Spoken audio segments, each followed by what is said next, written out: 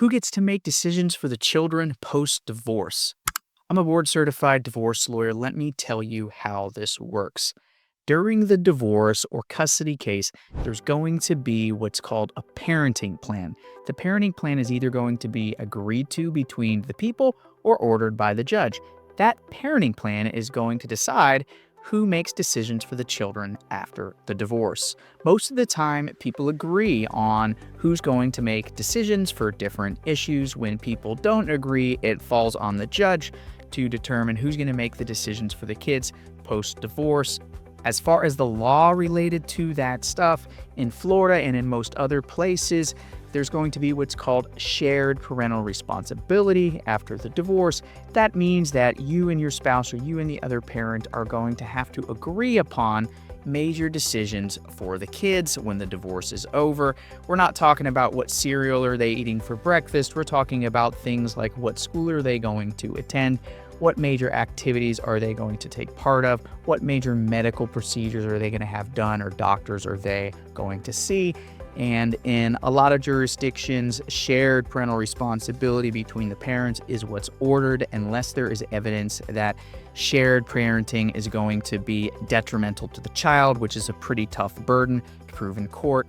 There's a few other things that the law allows judges to do when there is evidence that it is detrimental for a child for the parties to share parental responsibility. The judge can give what's called ultimate decision-making authority over a specific aspect of the children's upbringing to one parent. That means that, say as an example, the parents can't really agree on school. Dad will never make decisions related to school, or dad is always resistant to the child going to the doctor, and the judge determines that's detrimental to the kids. Well, the judge can make the mom in that situation the one that makes decisions for the school or decisions for the doctor.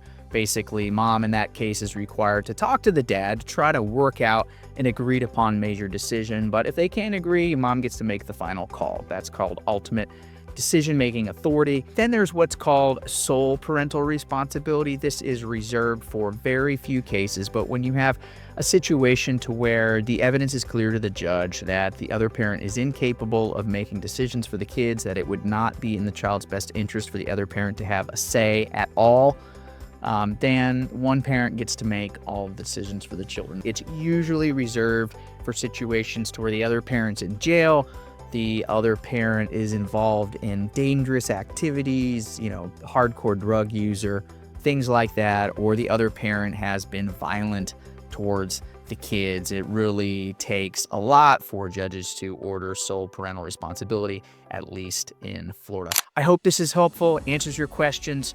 Follow and subscribe for more. Check out the description for more helpful free resources on these issues.